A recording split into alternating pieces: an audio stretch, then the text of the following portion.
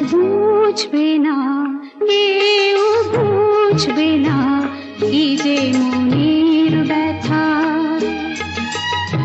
অন্ধক্ষণে অন্তরে থাকে যে শোনা, সবাই জানে তারই কথা।